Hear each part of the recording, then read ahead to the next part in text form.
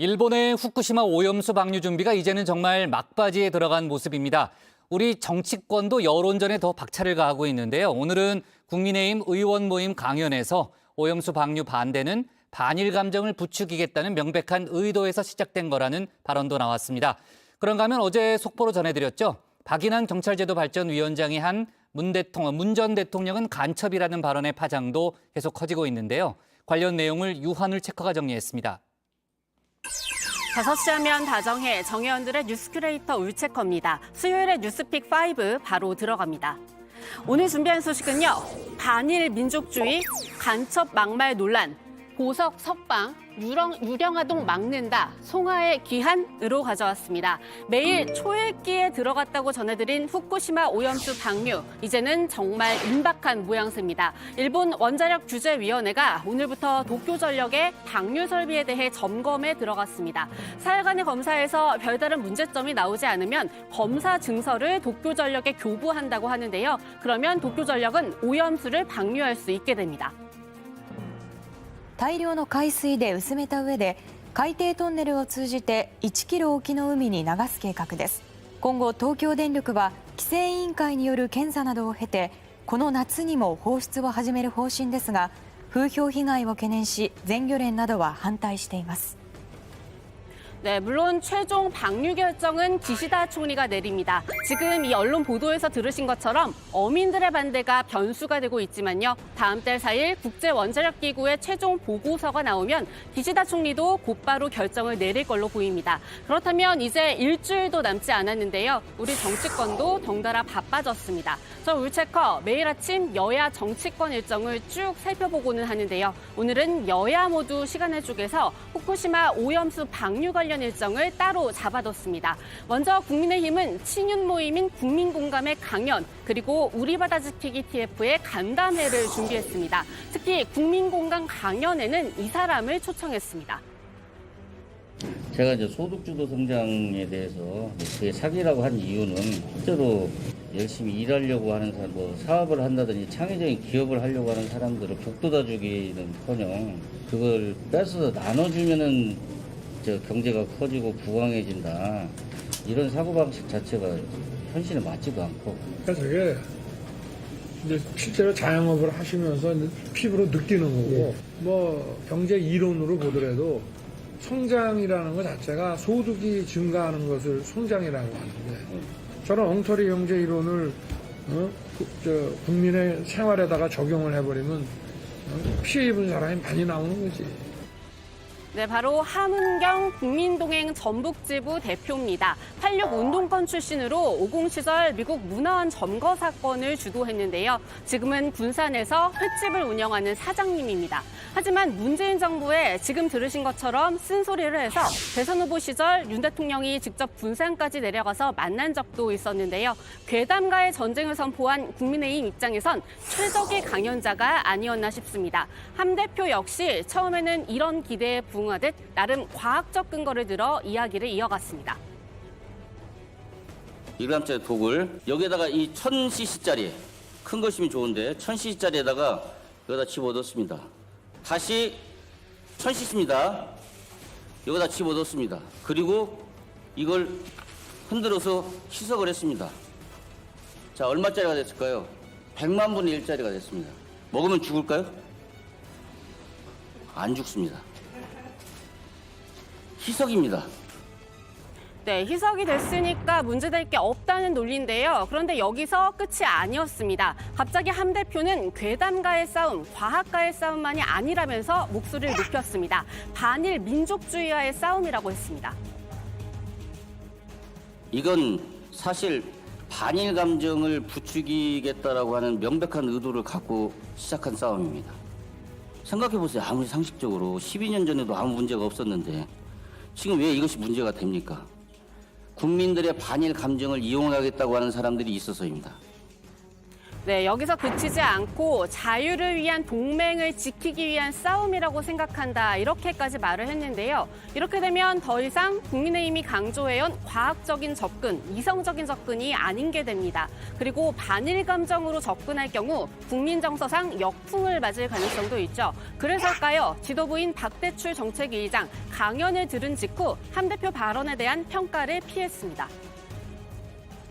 그 반일 민족주의와의 싸움이다라고 하는데 동의하시나요? 아니요, 뭐 이제 그거는 그 의견에 대해서는 제가 개인적인 의견은 뭐 이 자리에서는 제가 말씀드리진 않고요. 그런 얘기를 했습니다. 제가 그 전달만 해드려요. 하지만 정작 국민의힘 지도부가 이 괴담과의 싸움에만 지나치게 골몰한 듯한 모습도 보였는데요. 바로 먹방입니다. 김기현 대표 등은 회 먹방을 직접 하는 데 이어 이 소속 의원들에게 권장했고요. 이른바 사드 괴담을 강조한다면서 성주 참외 먹방까지 선보였죠. 민주당은 바로 이 먹방에 대한 총공세에 나섰습니다. 2년 전 TV조선 보도처럼 방류 7개월 후면 오염수가 제주 앞바다에 당도한다는 것인데 그때 가서 먹방쇼를 해도 늦지 않을 텐데 지금 뭐 하자는 겁니까? 국민의힘 후쿠시마 핵 오염수 방류 전에 횟집 돌며 안전하다고 먹방쇼를 하고 있는데 아직 방류 전입니다. 시계가 고장났습니까? 아니면 뇌가 고장났습니까? 네, 왜 먹방쇼 지금 하느냐 이런 지적은 여권에서도 나옵니다. 김재현 최고위원은 우리가 이 정도 노력하고 있다고 주민들에게 보여주는 건 필요하다고 하면서도 조금 현실과 떨어진 이벤트라고 본다고 했습니다. 더욱이 어제 도쿄전력이 뒤늦게 이른바 세슘 우럭에 대한 대책 마련에 들어갔다는 소식 전해진 상황입니다. 정령 쇼라도 하고 싶다면 노량진 횟집 투어 쇼를 할 게 아니라 후쿠시마 한 달 살이를 제안합니다. 세슘 우럭 먹방도 기대합니다. 정부 인사와 여당 지도부의 한 달 살이 세슘 먹방을 걱정을 담아 응원하겠습니다. 네, 그런데도 정부의 일일 브리핑은 계속해서 항변의 장으로 흘러가는 모습입니다. 오늘은 정부에서 나온 입장을 정부에서 해명하는 일도 있었습니다. 어제 현재 시찰단을 이끈 유국희 원안위원장이 지금까지 배출 기준을 초과했던 핵종은 6개로 대부분 2019년도 이전 배출 기준을 초과했던 걸로 확인됐다고 했는데요. 오늘 박구현 국무조정실 차장이 바로잡은 겁니다. 그때는 문제였지만 올해 기준으로는 문제가 없고 혹여 기준치를 넘었더라도 재정화 과정을 거치면 문제가 없다는 설명입니다. 따라서 기준치 초과 핵종이 검출되더라도 바로 방출되는 것이 아니고 반복되는 재정화 과정을 거쳐 방류되기 때문에 현재까지 파악된 걸로는 일단 기술적으로는 기준치 이하로 낮춰서 방류하는 데 큰 문제는 없는 것으로 파악이 되고 있습니다. 그리고 어제 있었던 발언의 여파였을까요? 유국희 위원장은 오늘 민주당이 준비한 과방위원들과의 간담회에 불참했습니다. 원안위 측에서는 간담회를 비공개로 진행해달라, 또 간담회 내용을 언론에 공개하지 말아달라 이렇게 요구했다고도 하는데요. 투명한 정보 공개를 약속한 정부, 점점 이 약속마저도 저버리는 인상을 지울 수가 없습니다. 국회의원들이 할 일이 없어가지고 개인적인 호기심을 충족하기 위해서 개인적인 관심사를 듣기 위해서 모이는 게 아니지 않습니까? 국민적 관심 때문에 의원으로서 부르는 것이고 그것과 관련된 논의가 오간 것에 대해서는 당연히 국민들에게 설명할 책무가 있지 않겠습니까? 이러니 국민들은 도대체 원자력 안전위원회가 공개적인 검증을 회피하는 것은 뭐가 문제가 있기 때문에 자꾸 그런 것이 아니냐고 의심할 수밖에 없지 않습니까? 네, 두 번째 픽, 간첩 막말 논란으로 가봅니다. 경찰제도 발전위원장이라는 자리가 있습니다. 한시직이기는 하지만 엄연히 국무총리실에 속한 공적기구를 책임지는 자리입니다. 이렇게 중요한 자리를 맡은 박인환 위원장, 최근 이 발언으로 논란의 중심에 섰습니다. 저는 문재인이가 간첩이라는 걸 빼놓고는 설명할 수 없을 것 같습니다. 민주당이 듣겠습니까? 문재인이 지령인데 간첩 지령인데 그걸 듣겠습니까? 네, 박 위원장이 이렇게 말한 근거는 뭘까요? 딱히 없습니다. 그저 문재인 정부에서 국정원의 대공수사권을 폐지한 건 문 전 대통령이 간첩이다. 이 말을 빼놓고는 설명할 수 없다는 논리였습니다. 이 밑도 끝도 없는 이야기에 강도 높은 비판이 쏟아졌는데요. 이런 부분은 치유가 필요한 부분이거든요. 이분들이 약간 뭐랄까 치유. 이게 자기도 그렇게 믿는다라고 한다면 정신적으로 상당히 문제가 있는 거거든요. 이건 왜냐하면 지적 능력이 상당히 떨어지는 분이고 만약에 믿지 않는데 그렇게 얘기를 하는 거라면 지지자들 선동하기 위해서 한 거라면 정말 나쁜 사람이죠. 네, 진중권 교수는 이렇게 실성한 사람이 공적 기구에 들어갈 수 있다는 게 황당하다고도 했습니다. 민주당에서도 같은 부분을 지적했는데요. 이재명 대표가 박 위원장은 당장 물러나라 아니면 윤 대통령이 경질해야 한다고 주장한 데 이어서 오늘은 서영교 최고위원이 나섰습니다. 윤석열 정부에는 인사검증에 막말이라고 하는 항목이 있는 걸까요? 윤석열 정부 검사 출신인 박인환 경찰제도발전위원회 위원장이 문재인 간첩인 걸 국민 70%가 몰라 이런 얘기를 했다고 합니다. 진심입니까? 윤석열 대통령은 이런 사람만 골라서 뽑는 겁니까? 아니면 이런 이야기를 하게끔 조장하는 겁니까? 이런 발언한 것에 대해서 법적 조치를 취해야 할 것입니다. 네, 그런데 저희 JTBC 정치부에서 따로 취재한 바에 따르면 이 발언이 전부가 아니었습니다. 박 위원장의 발언은 국정원 퇴직자 모임인 양지회의 국회 안보토론회에서 나온 거였는데요. 이 토론회 참석자들 말 그대로 막말을 앞다퉈서 내놨습니다. 역시나 제대로 된 근거는 없었습니다.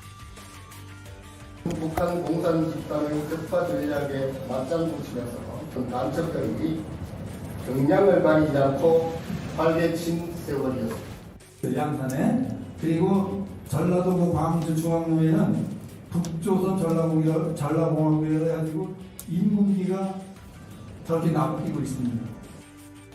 그런데 또 이 토론회 공동 주최자에는 국민의힘 박덕흠 의원이 이름을 올렸다고 하죠. 이쯤 되면 어디서 본 듯한 그림입니다. 2019년 2월 이 국민의힘 전신인 자유한국당 의원들이 연 5.18 공청회, 거기서 나온 5.18 북한 개입설 논란과 겹쳐 보입니다. 이 공청회에 초청된 지만원 씨의 주장에 이때는 현역 의원들까지 동조했습니다. 첨단 과학화된 장비로 북한군이 개입됐다는 것을 하나하나 밝혀나가는 그런 역할들을 하는데 저 최선을 다하겠습니다. 북한군이 개입했다는 역사적인 이 진실을 파헤치기 위한 여러분들의 노력이 있음에도 불구하고 게을렀습니다. 네, 그때도 지금도 총선을 1년 앞둔 때입니다. 당시 큰 홍역을 치렀던 기억 때문에 국민의힘으로서는 곤혹스러울 법도 한데요. 따라서 여당 내부에서도 박 위원장 발언을 철회하고 사과하라는 목소리가 나오고 있습니다. 네, 다음으로는 보석 석방 살펴봅니다. 박근혜 정부 당시 계엄 검토 문건에 관여한 의혹을 받고 있죠. 조현천 전 국무기무사령관이 내일 석방됩니다. 서울 서부지법이 조 전 사령관의 보석 청구를 받아들였기 때문인데요. 의혹이 불거지자 5년간 해외에 머물다가 지난 3월 귀국한 직후 체포됐고 이어서 구속 기소된 채로 관련 수사를 받아왔습니다. 군인권센터는 법원의 석방 결정으로 증거 인멸할 좋은 환경을 갖추게 됐다면서 조 전 사령관을 내란 예비 음모죄로 다시 구속하라고 촉구했습니다. 네, 네 번째 픽, 유령아동 막는다로 가봅니다. 당정이 출생 미신고하기, 이른바 유령아동의 비극을 막기 위해서 출생통보제와 보호출산제를 함께 도입하겠다는 입장을 다시 한번 확인했습니다. 지금으로서는 국회 법사위 소위를 조금 전에 통과한 이 출생통보제 법안부터 이르면 30일 본회의에서 처리될 걸로 보이는데요.